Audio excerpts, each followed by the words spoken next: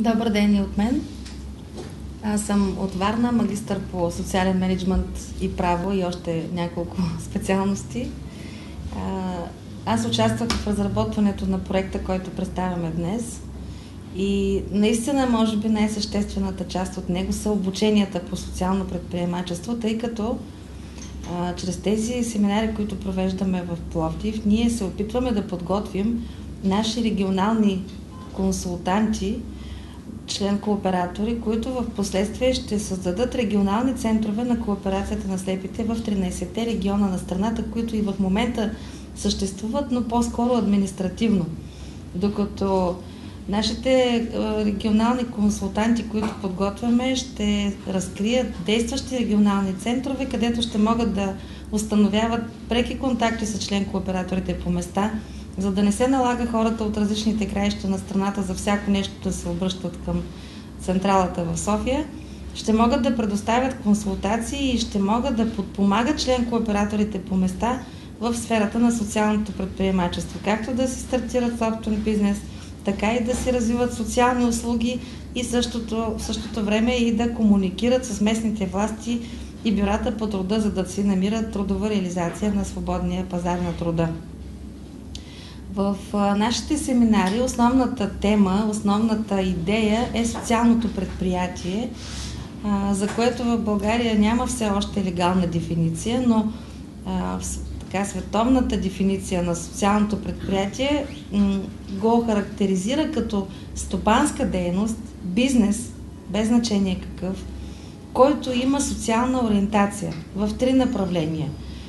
Създава печалба, която се преориентира към социални фондове и организации за осъществяване на социални дейности или подпомагане. Предприятие, което предоставя социални услуги на лица в неравностойно положение, или организация, която наема и трудоустроява хора с увреждания и други социални проблеми. Значи, тези 3 направления характеризират социалните предприятия към момента.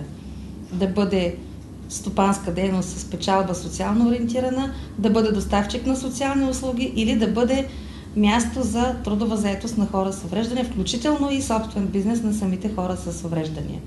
И така в този широк аспект се постарахме да организираме обученията по такъв начин, че да обхванат всички тези сфери на знания, които са необходими в социалната сфера. Като се започне от това какво е то социално предприятие, какви са неговите форми, разновидности и начини на управление, преминахме през първия модул на социалните комуникации, а именно стратегически личностни компетенции като лидерство, като работа в екип, много необходими неща, за да ръководим нашите социални предприятия. Преминахме през един компонент за управление и стартиране на малка фирма, както и данъчните задължения, включително и трудовите правоотношения. На този семинар по-скоро сме ориентирани към законодателството и правовият режим на функциониране, както на самите лица с увреждания като общност от хора в неравностойно положение, така и за специализираните предприятия за хора с увреждания и за работодатели, които наемат хора с увреждания. Обсъждаме проблемите, свързани с дискриминацията, с трудовата заетост. След като приключим с този курс, ще преминем към още по-конкретни неща, маркетинг и мениджмънт и, разбира се, може би най-интересната част, източници на финансиране. Къде са парите, с които можем да стартираме нашите социални предприятия по места. В обучението са включени по минимум двама представители на регион от 13-те региона на страната, които вече съществуваха според член кооператорската общност. Те, след като приключат обучението, ще могат да ползват консултантски услуги от страна на лекторите, които са включени в обучението, и други консултанти, които по проекта ще могат да бъдат осигурени в областта на социалното предприемачество.